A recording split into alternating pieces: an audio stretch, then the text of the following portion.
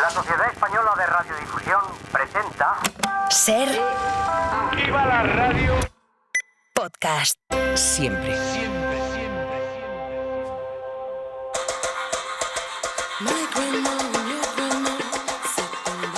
En la cadena SER, cualquier tiempo pasado fue anterior, con Nieves con Costrina.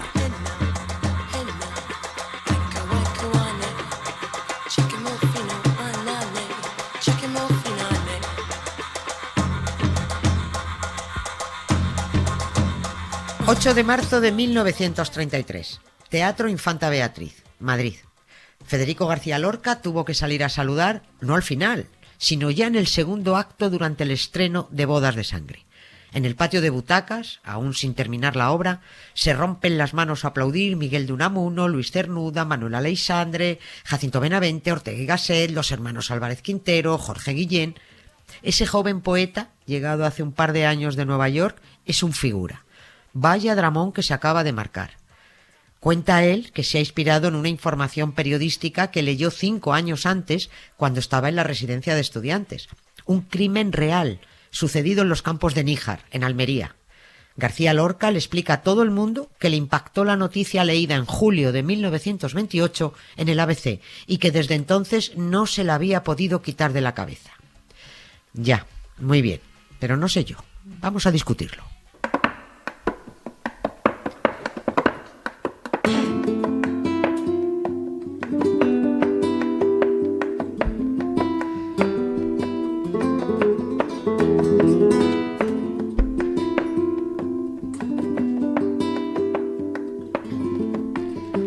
Ya es bien sabido que el crimen de Níjar, que se produjo en julio de 1928, inspiró a Federico García Lorca para escribir su drama rural Bodas de Sangre. De acuerdo, pero para no saltarnos un paso intermedio y ser un poquito más exactos, digamos mejor que el crimen de Níjar inspiró a Carmen de Burgos para escribir su novela corta Puñal de claveles en 1931. Que a Federico García Lorca le pusieron en las manos la novelita de Carmen de Burgos y que Albricias, nada más terminar de leerla, en ese mismo año 1931, le atacaron las musas, todas de golpe, y escribió de un tirón, en poco más de una semana, Bodas de Sangre. La versión oficial que el propio Federico García Lorca narró al periódico El Debate, tras el éxito teatral, es la siguiente. Que en julio de 1928, estando en la residencia de estudiantes de Madrid, charlando con un amigo, irrumpió otro colega y les tiró sobre la mesa un ejemplar del diario ABC con el título «Crimen desarrollado en circunstancias misteriosas». Que Federico agarró el diario, lo leyó y dijo «¡Qué maravilla! Leed esta noticia, es un drama difícil de inventar». Federico contaba que empezó a trabajar con esa idea para hacer una obra de teatro en aquel mismo 1928, aunque, hasta donde sé, no he encontrado referencias de que le comentara a alguien que estaba trabajando en un drama inspirado en el crimen de Níjar. Nadie dice que no fuera así, ojo, pero sí digamos que todo lo contó a toro pasado. Y luego hay otra versión que complementa o modifica ligeramente la anterior.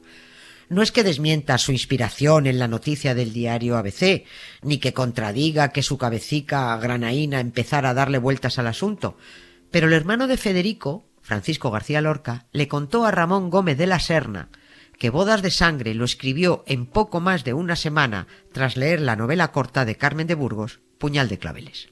Que yo no tengo la culpa, que la culpa es de la tierra y de todo lo que te sale de los peces y las presas. Que yo no tengo la culpa, que la culpa es de la tierra y de todo lo que te sale. Lo leyera o no lo leyera en el periódico, le inspirara la noticia del ABC o la novela corta de Carmen de Burgos, no resta mérito a la magnífica tragedia teatral Bodas de Sangre, la primera de la trilogía que se completaría con Yerma y la casa de Bernarda Alba. Pero quizás lo que más se ajuste a la realidad es que Federico García Lorca vio no una noticia del crimen de Níjar, sino un montón de ellas en varios medios, porque fue un asunto muy sonado que conmocionó a Almería, que puso en el mapa a toda una comarca, que dañó la reputación de 2 familias, que, por supuesto, dejó señalada y marcada para los restos a una mujer, que hubo un juicio con mucha repercusión, en fin, pasaron muchas cosas. Es decir, que el poeta granadino era un señor culto e informado y estuvo al cabo de la calle del crimen de Níjar de principio a fin. Pero lo cierto es que, tras conocer el suceso que tanto le impactó y con el que, según él, empezó a trabajar, tuvo tiempo en los siguientes 4 años de publicar La zapatera prodigiosa, El retablillo de Don Cristóbal y El público. Impartió innumerables conferencias, se enfadó con su novio Emilio Aladrén y se fue a Nueva York y Cuba. Sacó Poeta en Nueva York, Poema del Cantejondo, la obra de teatro Así que pasen 5 años, fundó la compañía ambulante La Barraca. A ver, tremenda actividad desarrolló este hombre, ¿eh? Pero, casualidades de la vida, coincidió que después de leer Puñal de claveles de Carmen de Burgos, inspirada en el crimen de Níjar, García Lorca encontró el momento de escribir en una semana Bodas de sangre.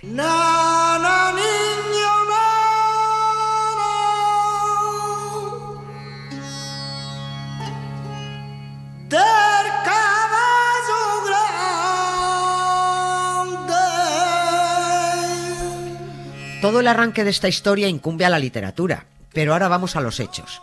Al crimen de Níjar, con el que, para no prescindir del tópico, corrieron ríos de tinta por la prensa nacional y andaluza aquellos últimos días de julio de 1928. Les leo algunos de los titulares. El diario El Defensor de Granada encabezaba la noticia con esta concatenación de titulitos y sumarios. Trágico final de una boda. Es raptada la novia, siendo más tarde asesinado el raptor. El misterio envuelve el suceso. Es detenido el novio burlado. El ABC titulaba un día después Crimen desarrollado en circunstancias misteriosas. El Imparcial tituló Como en las novelas. Cuando iba a celebrarse la boda, la novia se fuga con un pariente suyo. Y ahora el título que más me cabrea, el del Diario de Almería. Las veleidades de una mujer provocan el desarrollo de una sangrienta tragedia en la que cuesta la vida a un hombre. Veleidades, dice. Esta mañana escuché en el jardín de tu casa una canción que decía algo parecido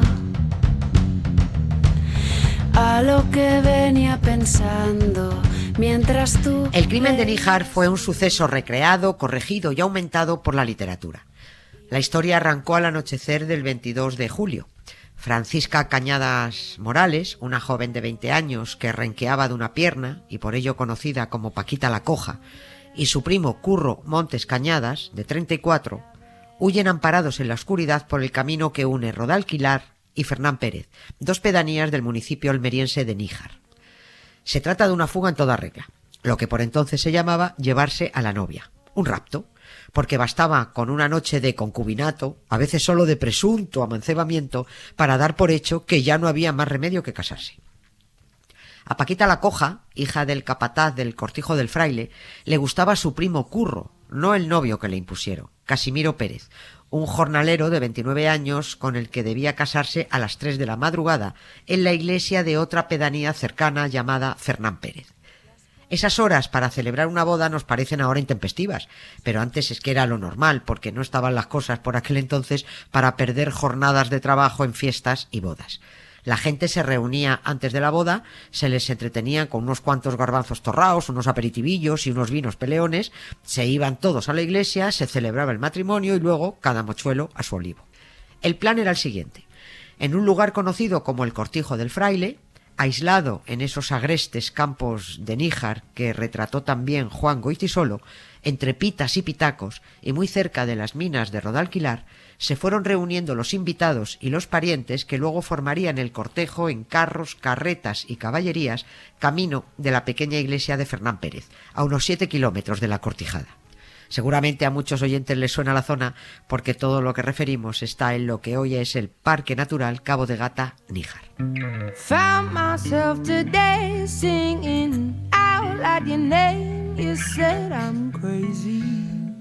If I am, I'm crazy for you. En el Cortijo del Fraile esperaban también en estancias separadas los novios, Paquita en un sitio y Casimiro en otro. Pero apenas un par de horas antes de que invitados y parientes salieran hacia la iglesia, Curro le pidió a su prima que huyeran juntos, que la estaría esperando en la parte de atrás del cortijo. Paquita se escabulló de su habitación trepó por el muro trasero y desde allí se subió a la grupa de la caballería y emprendió la fuga con su primo Curro. Eso sería un escándalo al día siguiente, lo sabían, pero así eran los raptos en ese mundo rural. Las chicas se dejaban raptar y así conseguían casarse con el que les gustaba, no con quien les imponían.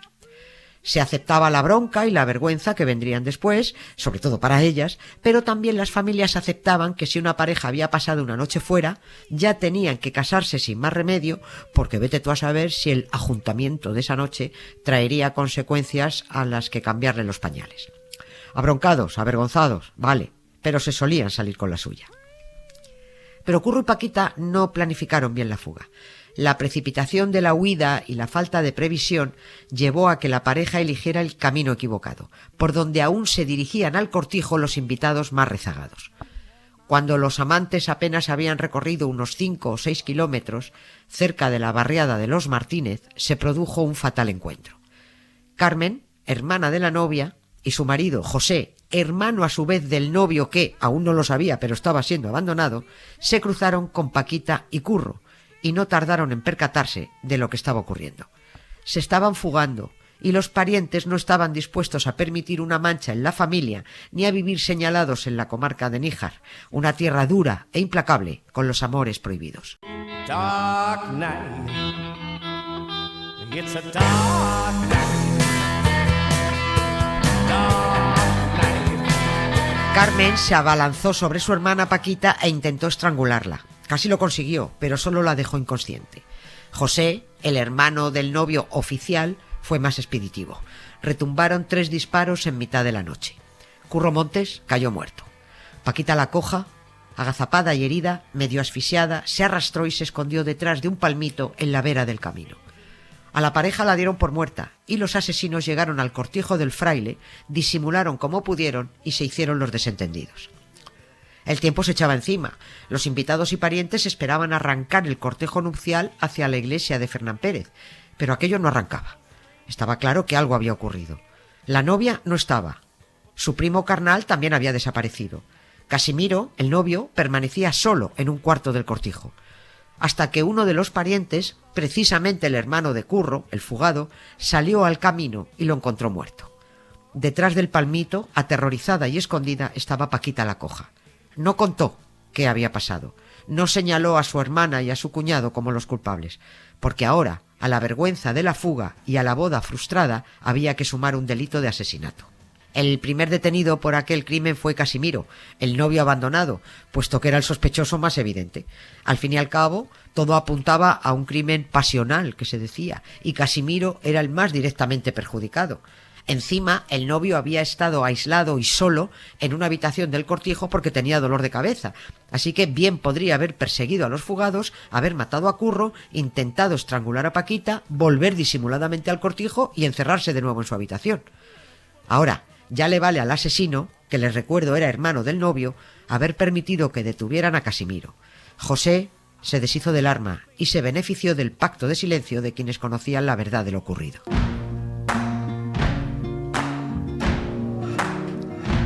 You can run on for a long time, run on for a long time, run on for a long time.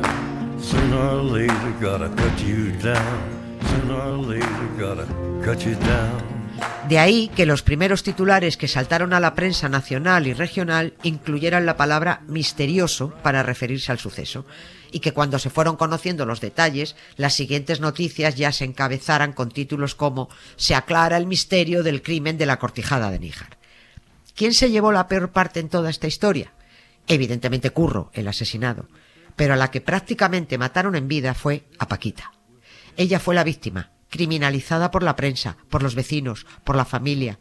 Casi estaban más preocupados todos de recordarle la vergüenza de sus actos por haberse fugado con el hombre que amaba que en señalar al tipo que asesinó a un hombre y a la hermana que intentó estrangularla. Recuerden el titular que leía hace un rato. Las veleidades de una mujer provocan el desarrollo de una sangrienta tragedia en la que cuesta la vida a un hombre. No, perdone. Fue el disparo de un hombre el que le costó la vida a otro hombre. Paquita la Coja no disparó, pero la trataron como verdugo, y a partir de entonces solo tuvo una vida, dicho a las claras, de mierda. Con solo 20 años tuvo que aislarse del mundo y fue repudiada por casi toda su familia. Se alejó de todos los que en los siguientes 60 años no perdían oportunidad de señalarla como la novia del crimen de Níjar. Casimiro, el novio abandonado, un buen hombre, como también Paquita fue buena mujer, pudo rehacer su vida, casarse, tener hijos, nietos. Acabó viviendo en una barriada nijareña de la costa, en San José, siempre escabulléndose del protagonismo que, sin comerlo ni beberlo, le dio aquel episodio, y temiendo encontrarse con un periodista a la vuelta de la esquina que volviera a recordarle el maldito crimen de Níjar. En San José se le recuerda por su humanidad y su buen carácter, lidiando como pudo con el estigma que le dejó Federico García Lorca al señalar al novio de Bodas de Sangre como un criminal vengativo. It's me, hi, I'm the problem, it's me. At tea time, everybody agrees. I'll stare directly. Aquel suceso de 1928 solo dejó un muerto, no dos como recreó Lorca en su drama rural. El granadino se permitió, como no podía ser de otro modo evidentemente, cambiar el orden de los acontecimientos y adaptar la historia para hacerla más teatral. Situó el crimen después de la boda, no antes, y con dos víctimas en vez de una. Los dos muertos en Bodas de Sangre son el novio humillado y el amante fugado. Y esto es lo que dan por bueno muchos visitantes que se dejan caer por el Cortijo del Fraile, una edificación altiva pero en ruinas que aún se alza entre las abandonadas minas de Rodalquilar y la pedanía de los Albaricoques. José Pérez, hermano de Casimiro y autor del crimen, fue, y abro comillas, condenado a la pena de 8 años de prisión, 1 mes y 1 día de arresto mayor, 100 pesetas de multa y 10.000 de indemnización a los herederos del interfecto. Fue puesto en libertad 3 años después, tras beneficiarse de los indultos que llegaron con la proclamación de la República en 1931. También pudo continuar con su vida junto a su mujer y a sus hijos. Él fue el asesino, pero todos seguían señalando a Paquita la Coja como la responsable. Responsable de haber tomado una decisión. Responsable de haberse ido con quien quería, no con quien debía. Ella misma lo declaró ante el juez. Casimiro es un buen muchacho, dijo, trabajador y honrado, no teniendo nada de qué tacharlo para que yo pudiera despreciarlo, pero la ilusión de mis amores era mi primo. Paquita hizo lo que cualquier mujer del mundo libre ahora no dudaría en hacer, irse con quien ama. Pero la dureza de las gentes, de la tierra, de las costumbres, la insoportable vergüenza, colgaron del cuello de Paquita el cartel de mala. I just kept hoping, I just kept hoping the way would become clear. Paquita se escondió. Se fue a vivir a una casita de aquellos severos y ásperos campos de Níjar. Nunca más tuvo relación con un hombre. Solo salía para ir a misa. Llevó luto toda su vida y acabó muriendo en 1987, a los 80 años. Y Paquita aún sigue escondida. El cementerio de Níjar guarda su sepultura, pero solo conocen su ubicación, oficialmente, el enterrador y los familiares más directos. Extraoficialmente, sin embargo, un buen puñado más de vecinos sabe dónde descansa Paquita, pero no lo dicen al visitante por si es un periodista impertinente con ganas de no dejar que duerma la historia. Un nombre falso esconde la verdadera identidad de Francisca Cañadas, porque el anonimato es lo único que le da descanso. Paquita dio por perdida su vida aquella noche de julio y ni siquiera la muerte rehabilitó a una mujer cuyo único pecado fue amar. En el cuadro último de Bodas de Sangre, el poeta puso en boca de la novia toda la amargura de una mujer que eligió entre el deber y el querer, entre la obligación y la devoción, y así se dirige a otra víctima de la tragedia lorquiana, a la madre del novio abandonado y muerto. Tu hijo era un poquito de agua de la que yo esperaba hijos, tierra, salud, pero el otro era un río oscuro, lleno de ramas, que acercaba a mí el rumor de sus juncos y su cantar entre dientes. Yo no quería, óyelo bien, yo no quería. Tu hijo era mi fin, y yo no lo he engañado, pero el brazo del otro me arrastró como un golpe de mar, como la cabezada de un mulo, y me hubiera arrastrado siempre, siempre, siempre, aunque hubiera sido vieja y todos los hijos de tu hijo me hubiesen agarrado de los cabellos. Paquita fue repudiada y condenada socialmente por romper las normas y elegir su destino. Please don't take this feeling. Our heads down, little man. Historias con sonido. Cara A, con Emma Vallespinós. Vamos con la primera historia con sonido. Hola, Emma. Hola, Nieves. La cara de hoy es uno de los temas de la banda sonora de la película La novia, dirigida y coescrita por Paula Ortiz, inspirada en Bodas de sangre de Lorca y protagonizada por Inma Cuesta. Contaba la directora, cuando se estrenó la película en 2015, que ella soñaba con adaptar la obra al cine desde que era una adolescente y que cuando por fin pudo hacerlo, quiso huir del realismo para abrazar lo simbólico, lo poético y con un punto western. Escucharemos la canción Dice la Nuestra novia de Vanessa Martín. Venga, la escuchamos. Dice la nuestra novia cómo se llama la cabeza. No se llama cabeza sino campos espaciosos. Ay, mis campos espaciosos, pase la novia y bese al novio. Dice la nuestra novia cómo se llama el cabello. No se llama cabello, sino seda de labrar. Ay, mi seda de labrar. Ay, mis campos espaciosos, pase la novia y bese al novio. Dice la nuestra novia cómo se llama la frente. No se llama frente, sino espada reluciente. Ay, mi espada reluciente. Ay, mi seda de labrar. Ay, mis campos espaciosos, pase la novia y bese al novio.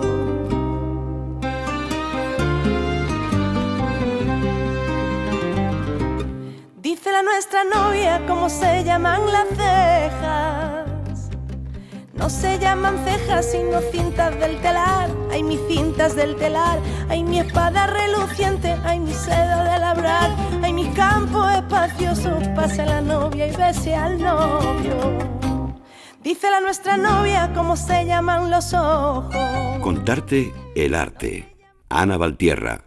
Tú que has sangrado tantos meses de tu vida, perdóname antes de empezar, soy engreída y lo sabes bien.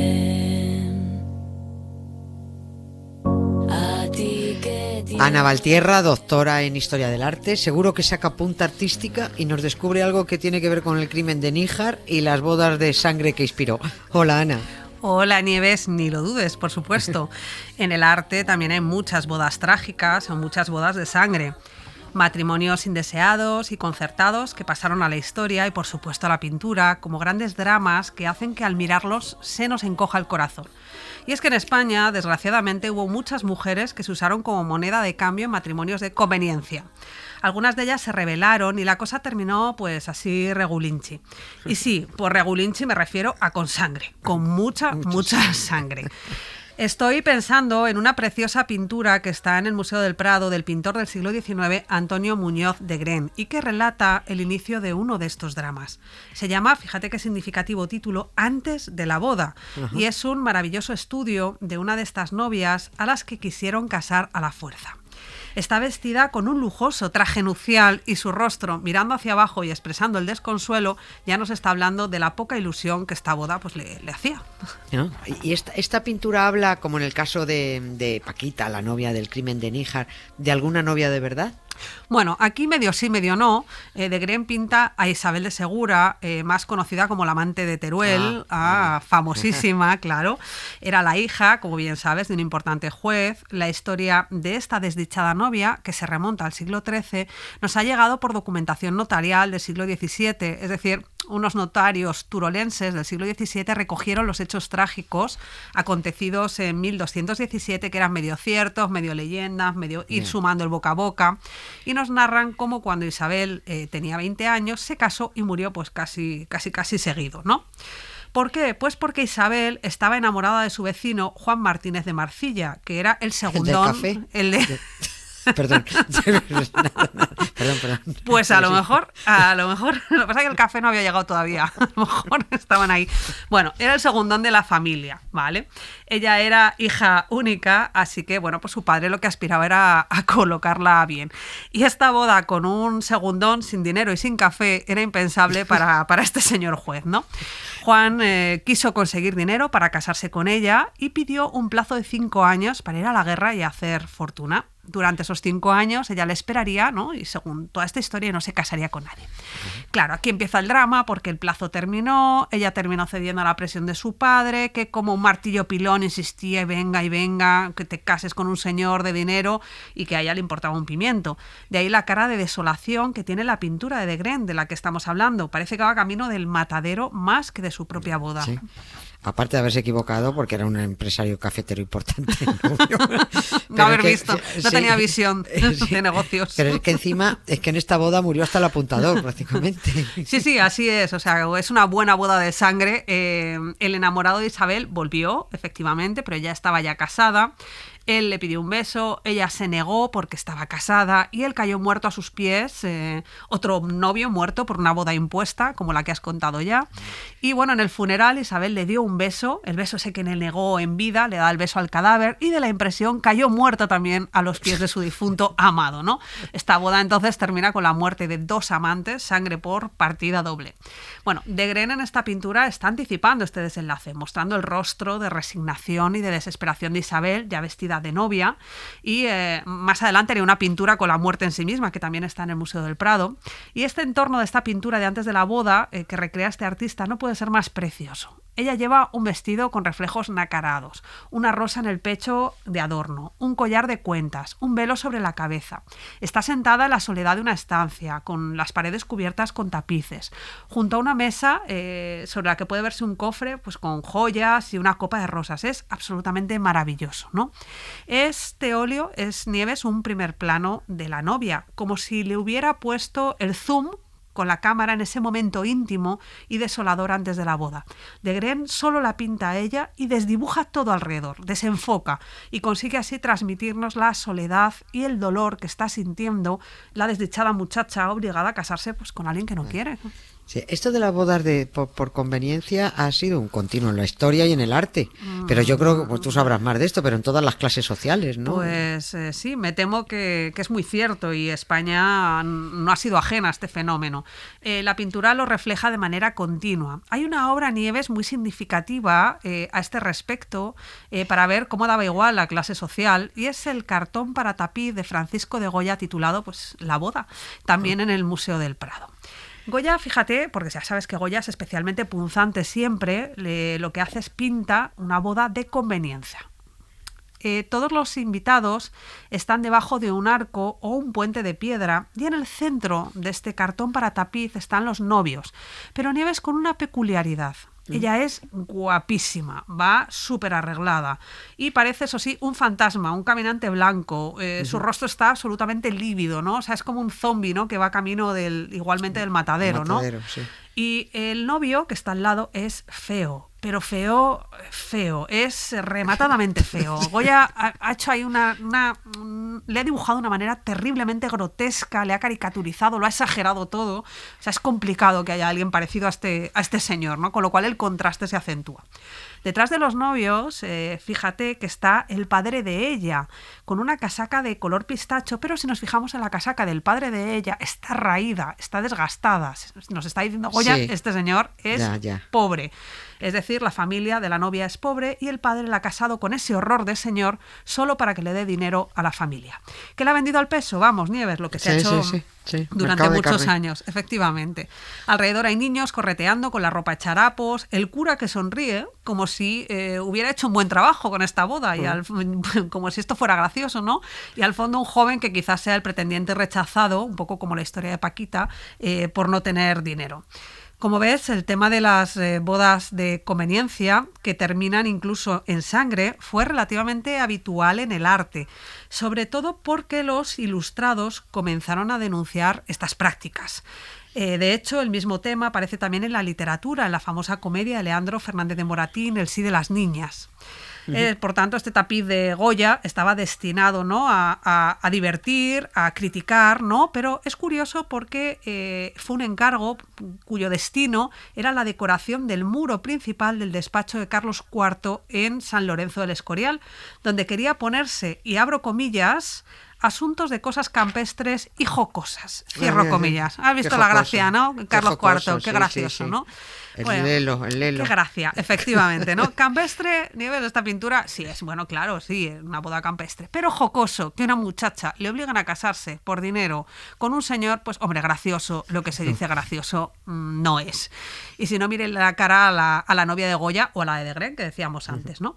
Pero claro, eso a Carlos IV al final pues le daba exactamente igual, porque un privilegio de la monarquía era el casarse por un lado y mantener una relación abierta por el otro. Abierta solo para ellos, claro. Abierta unilateralmente, ¿no? Sí, que si fuera abierta en la otra dirección también se convertiría en una boda de sangre. Sí. Extraordinario, Ana. Muy bien, como siempre. Hemos dejado la sección perdida de novios y novias muertos, pero bueno, hemos aprendido mucho. Muchas gracias. Gracias, Nieves. El invitado, con Jesús Pozo. En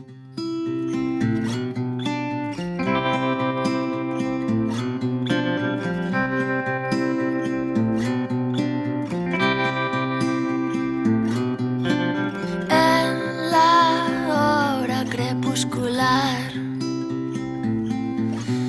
él agita su mano, me invita a pasar. Jesús Pozo viene con un invitado excepcional en cuanto a conocimiento de la historia y del territorio donde sucedió el crimen de Níjar, el que inspiró a Carmen de Burgos primero y después a García Lorca. No se pierdan lo que tiene que contarnos. Hola, Jesús. Hola, con Costrina. Conversé con el geógrafo y urbanista Rodolfo Caparrós, que podemos decir sin temor a equivocarnos, que es una de las pocas personas que de verdad conoce el campo de Níjar como la palma de su mano. Primera lección. ¿Dónde está ubicado el Cortijo del Fraile? El entorno es un entorno volcánico por una parte y por otra parte arrecifal, es decir, que tiene los dos componentes de toda la geología de Cabo de Gata, unas rocas muy oscuras de origen volcánico y otras muy claras, casi blancas, que son antiguos fondos marinos elevados. Y el Cortijo del Fraile ocupa el centro de una concavidad que de hecho es una caldera volcánica. Son los restos de un cerro volcánico que colapsó y se hundió. Además, una caldera curiosa porque es una caldera pequeñita que está a su vez dentro de la caldera volcánica grande de Rodalquilar. Y el cortijo se sitúa en su centro, pues concitando toda la atención y todas las resonancias que sabemos que contiene.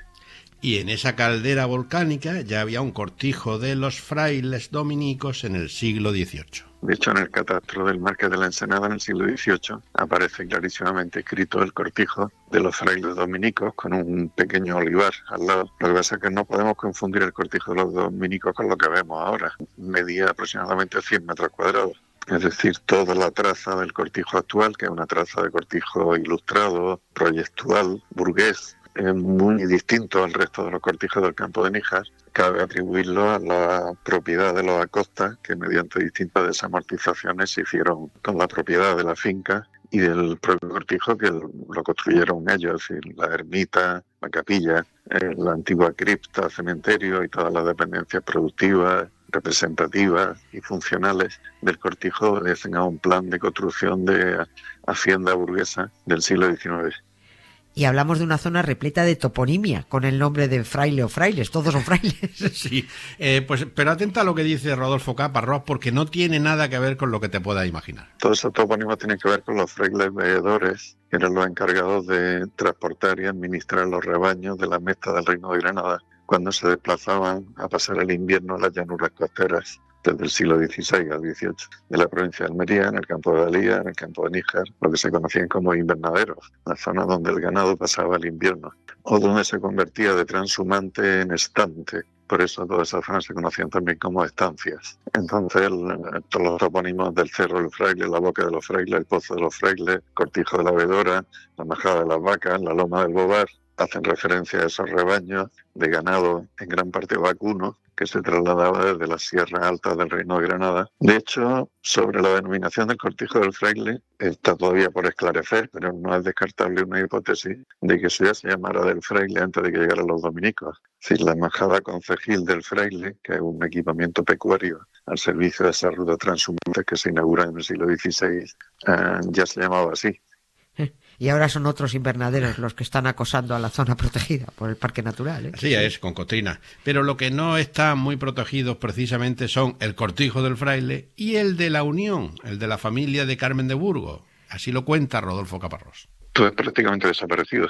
En los que tenemos ya una mirada de largo recorrido por la zona, como tú y como yo, pues lo hemos visto en distintas fases de deterioro. Recuerdo que lo más característico era un palomar muy grande junto al cuerpo principal del cortijo, que tenía las celosías características de los palomares, y eso le daba un aspecto muy singular a la construcción. Ahora mismo está ya prácticamente en el suelo, apenas quedan restos emergentes de muros y hay alguna rotulación bastante melancólica que lo destaca, pero como tantas otras cosas están muy connotados simbólicamente, pero una visita al sitio produce inevitablemente decepción. En el caso del cortijo del Fraile por su deterioro y en el caso del cortijo de la Unión por su práctica desaparición. La diferencia entre los dos cortijos, que ambos tienen resonancia literaria y tienen una cierta conexión a través de la figura de Carmen de Burgos, es que mientras que el cortijo del Fraile ha movido todo tipo de reivindicaciones de colectivos sociales y asociaciones, el cortijo de la Unión está en el olvido más estremecedor, ¿no? Con el paso del tiempo llega uno a la conclusión de que hay un cierto paralelismo alegórico entre la decrepitud física de las cosas y la decrepitud de la memoria y de los símbolos. Clarísimo lo que explica Sí, Rodolfo. desde luego. Viene otra lección de historia y geografía para conocer cómo toda esta zona del Parque Natural Níjar, Cabo de Gata Níjar, se convirtió en 3 latifundios de adineradas familias de Almería. El problema de origen es que la desamortización civil o forestal, la de Madoz, que fue la que enajenó los montes comunales para venderlos, para atender a una quiebra financiera del Estado. Las juntas provinciales de desamortización establecían el tamaño de los lotes para la subasta de los bienes desamortizados. Sin embargo, los lotes tenían una dimensión tal que los únicos que podían concurrir a la subasta eran grandes hacendados. Los Acosta en el cortijo de Fraile, González Egea en el sur, y otras propiedades en toda la zona de Campillo de Gato, donde está ahora la Michelin y todo esto. Entonces, esos 3 latifundios ocupaban prácticamente la mitad meridional del municipio, en contraste con un microfundio histórico que era consecuencia del regadío y de una sociedad muy igualitaria, muy atrasada, pero muy en el horizonte de subsistencia. Entonces, es un proceso poco conocido y que tiene repercusiones hasta nuestros días, porque, claro, la propiedad de González Egea, luego de González Montoya, pues está en un sitio que es el epicentro de la costa y de lo que ahora se conoce como parque natural y demás. Aunque cuando se piensa en que todos los grandes latifundios de la Sierra de Cabo de Gata se originan con la desamortización civil y que se producen a costa de los derechos comunales de los vecinos de Níjar, luego ya todas las medallas de Andalucía, esas cosas a mí me resultan especialmente dolorosas también, ¿no? Joder. ¿Y estas 3 familias cómo se hicieron con tantísimas tierras? ¿Y cómo han evolucionado las propiedades? Así nos lo cuenta Rodolfo Caparrós. Te voy a apuntar unos cuantos nombres para que te hagas una idea. Don Julio Acosta era presidente de la Diputación, era el descendiente de la Acosta de Jarano, que se quedó con todos los lotes de la desamortización del cortijo de Fraile. Acosta de Jarano era un industrial, minero y ubero de Berja, pero que estaba ya sentado en Almería como todos los que triunfaban. Ramón Orozco se vino de Cueva, de Almería, los Acosta se vinieron de Berja, Almería. Entonces Julio Acosta, presidente de la Diputación, fue el que vendió el cortijo del Fraile a una compañía de capital riesgo franco-suiza que mantuvo la propiedad, pero fue dando poderes para que gestionaran los intereses de la finca a gente distinta. Entre ellos, Antonio van der Waal, este era arquitecto y testaferro de Adolfo Suárez. Es decir, que todos los negocios que tenía Adolfo Suárez en Entursa, en la zona del Torre Marcelo y todo esto, tenemos la figura de Adolfo Suárez. Luego aparece por el Ayuntamiento de Níjar un tal Antonio Guerra, el hermano apócrifo de don Alfonso y don Juan, con un proyecto para hacer un resort con campo de golf y tal, y el ayuntamiento lo rechaza. Y luego finalmente ya un fondo de inversión le compró la propiedad al fondo del capital riesgo y este fondo de inversión fue el que lo vendió finalmente a Serafín Mateos, el de Dunia Sport, elegido, y a José Antonio Cánovas, el propietario de Kernel Sport, que sigue siendo el propietario de la parte agrícola del cortijo, porque el edificio y el olivar inicial es la parte que ha comprado Diputación. ¿Cómo se te queda el cuerpo con la evolución del cortijo del Fraile, de Suárez y del hermano de Alfonso Guerra? Pues un testaferro de Suárez y otro hermanísimo de Alfonso Guerra intentando pillar cacho. Ese al que ya no lo conoce ni la madre que lo parió. Frase que le perseguirá toda su vida al señor Guerra por haberse pasado de frenada y de gracioso. Pues espérate que viene la traca final. ¿Te acuerdas de la medalla de oro de la Junta de Andalucía que le dieron a Paquita Díaz, la viuda del latifundista de la zona del parque en su zona de San José, Genovés, en Monsul, por su protección, entre comillas, del lugar y su visión, entre comillas, ecologista? Sí, pero sobre todo protección y su visión. Recuerdo la indignación y el pasmo en la población nativa.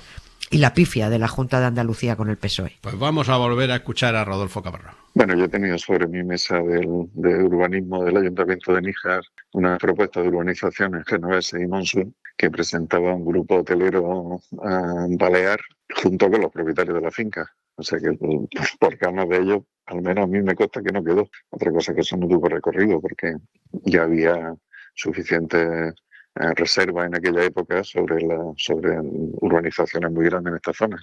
Estoy hablando del año 84, 85, ¿no? A mí lo de la concesión de la medalla me pareció ya el colmo del despropósito. A estos que se quedaron con el monte comunal, que el monte comunal no era de la administración, era de los vecinos. O sea, lo que le quitaron la manteca fue a los vecinos, no a los ayuntamientos. Los ayuntamientos con los montes de propios siguieron haciendo su negocio, arrendando pastos y espartos y todo esto. Se lo quitaron a los cortijeros que lo necesitaban para su ganado y toda esta cosa. Eso provocó una migración ahora bestial de toda la zona de Níjar, Taberna, Sorba, Luca y Nena, la zona de Espartera sobre todo, que eran las que vivían más del monte comunal.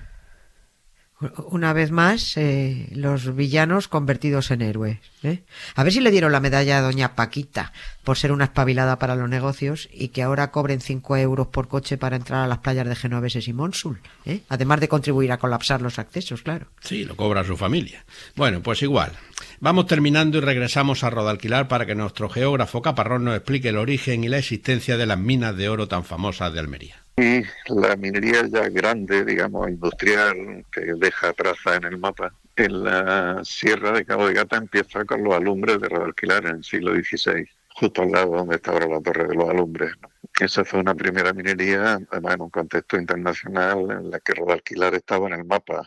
Esa minería acaba en el siglo XVI, en 1592. Como consecuencia de una política impositiva fiscal de Felipe II que deja a los alumbreros prácticamente sin margen de acción y cierran todas las alumbreras del país. Luego ya la minería del oro empieza a finales del XIX, aunque realmente se desarrolla con vigor en el siglo XX. Hay que decir que aquí el oro nativo que ha existido solo muy puntualmente.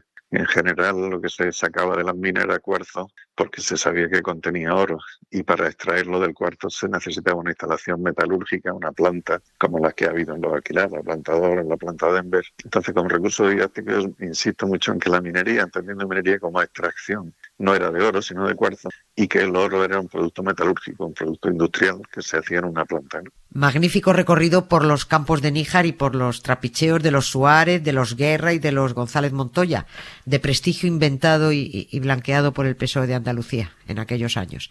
Oye, Jesús, gracias por este excepcional invitado, Rodolfo Caparrós. Muy bien, adiós. Esto era un gato con los pies de trapo y la cabeza al revés. ¿Quieres que te lo cuente otra vez? Cuéntame un cuento y verás que contento. Me voy a la cama y tengo lindos sueños. Cuéntame un cuento y verás que contento. Me voy a la cama y tengo lindos sueños. Decíamos al principio que el crimen de Níjar fue un suceso recreado, corregido y aumentado por la literatura. Pero en el caso de Carmen de Burgos, la primera que se inspiró en la historia real para escribir su novela corta Puñal de Claveles, lo que hizo fue corregir, pero no aumentó. Pese a ese título en el que aparece la palabra puñal, las apariencias engañan. Mientras Federico García Lorca puso muertos de más en su drama rural Bodas de Sangre, Carmen de Burgos, de acuerdo con su feminismo militante, decidió cambiar el final del cuento en positivo para la chica. La autora, conocida también por su seudónimo Colombine, estaba perfectamente al tanto no sólo de cómo era la comarca donde se produjo el crimen de Níjar, sino también de las costumbres, las rancias tradiciones y la sumisión que tenían que observar las mujeres, sobre todo a la hora de casarse, y decidió que la protagonista de su Puñal de Claveles, su particular Paquita la Coja, además de tomar las riendas de su vida y plantar cara a los convencionalismos, se iba a salir con la suya y a irse con el hombre que amaba, con el que quería ella, no con el que querían los demás.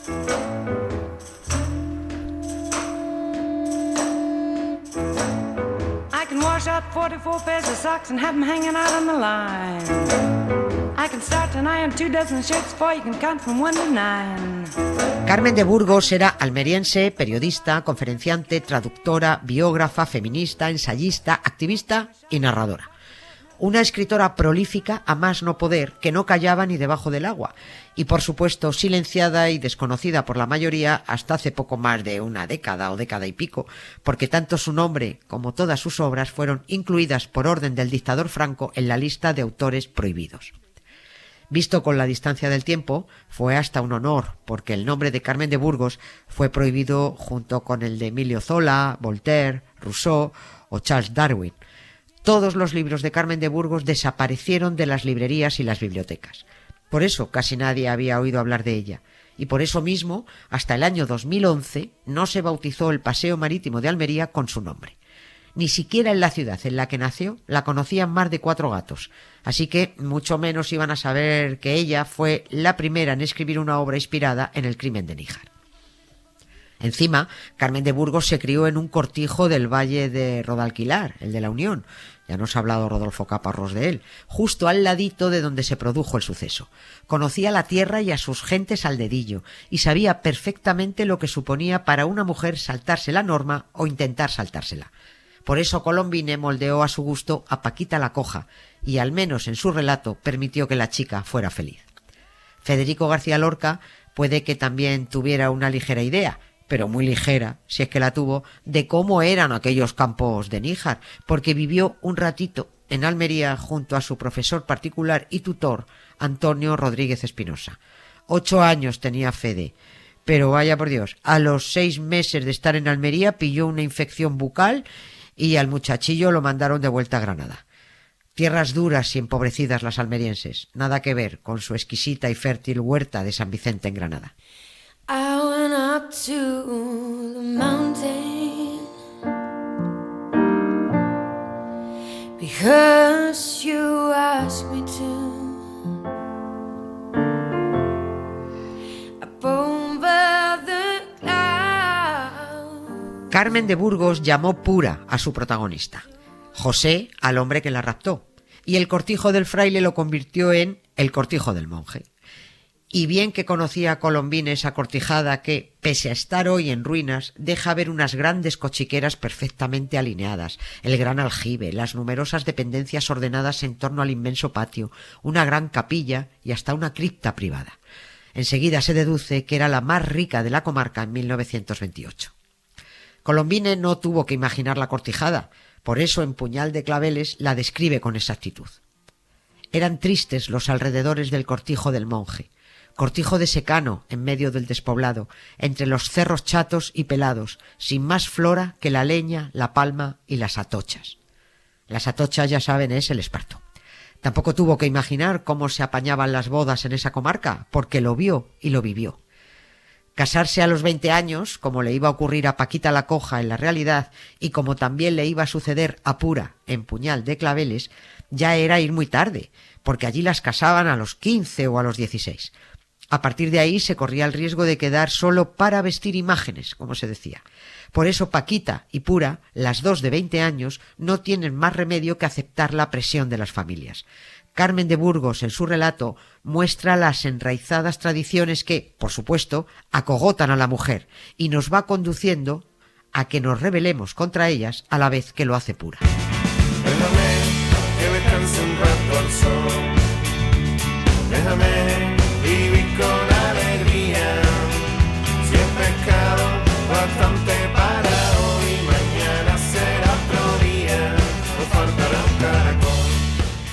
Por ejemplo, en un momento de la novela, cuando ya se ha anunciado el noviazgo, a Pura le dice a alguien que hay baile en el Granadillo, cerca de las Hortichuelas, y ahí salta la madre y dice tan contenta: pero ella ya no puede ir, esta mañana se ha corrido en Níjar la primera amonestación. Y entonces ese mismo alguien de antes le dice a la joven, también muy contento: ah, vamos, que estás ya presa. Y sí, así era. En cuanto empezaban a correr las notificaciones de la boda de fulanito con menganita, fulanito podía seguir entrando y saliendo, de fiesta en baile. Pero menganita ya no podía escaparse del control familiar hasta el mismo día de la boda. Socialmente estaba aceptado que estuviera presa. No era raro en Níjar, y así lo relata Carmen de Burgos en Puñal de Claveles, que un antiguo novio o un enamorado no previsto robase a la desposada el mismo día de su boda. encajaba dentro de las costumbres de aquel pueblo de clima meridional, de raza moruna y de temperamento sin desbastar. Así de bien lo clavó Colombine. Puede que alguien se pregunte si Carmen de Burgos no se molestó o protestó cuando vio que García Lorca, al que conocía bien, escribió, publicó y estrenó Bodas de Sangre justo después de haber leído Puñal de Claveles y de haberse empapado de las costumbres y las características de aquella comarca nijareña. Pues es que no tuvo tiempo. En 1931 se publicó Puñal de Claveles. Semanas después, también en 1931, Lorca escribió Bodas de Sangre, pero la tragedia no se publicó hasta 1932 y no se llevó al teatro hasta 1933. Para entonces, Carmen de Burgos hacía un año que había muerto. Historias con sonido. Cara B. Con Emma Vallespinós. Nos queda una última historia con sonido. Sí, nuestra cara B la protagoniza una de las entrevistadas de Carmen de Burgos recogidas en su libro Confesiones de Artistas. Una tarde Colombine fue a entrevistar a la niña de los peines al cuarto de una fonda en la que vivía con su madre. Es gracioso leer cómo Colombine le va preguntando cosas a la hija y responde la madre. ¿Es usted andaluza?, le pregunta. Del propio Sevilla, contesta la señora. ¿Cuándo empezó a cantar?, prosigue. La madre ataja, contándole que desde los 11 años. Inasequible al desaliento, Colombine continúa. Ha estado en el extranjero y la madre otra vez, bla, bla, bla, bla. Al final consigue que la entrevistada conteste algunas cosas y así poco a poco va ganándose su confianza. Y acaba incluso enterándose de que está triste porque anda disgustado con un novio que quiere casarse con ella. Cuando Colombine le pregunta si ella quiere casarse, la madre, como no, salta con un ¿y qué haría yo entonces? Y nuestra periodista va y le suelta. Criar a sus nietos, señora. En fin, se pueden leer estas entrevistas en la biblioteca virtual Miguel de Cervantes. Y acabamos escuchando, como no, a la niña de los peines cantando su Cielito lindo. Buenísimo, sí. Buenísimo. La escuchamos enseguida. Primero nos despedimos. ¿Quién es? Pues el equipo médico habitual. Jesús Pozo, ideólogo de este programa, Ana Valtierra, Emma Vallespinós, Pepe Rubio, María Jesús Rodríguez a los mandos de la técnica y yo misma, Nieves con Costrina. Ya, hasta la próxima. ¡Vamos a ver, pastora! ¡La mejor de todos los tiempos! Mejor que todo y que todo. Y que toa, ¡ole! La la la la la la la la la la.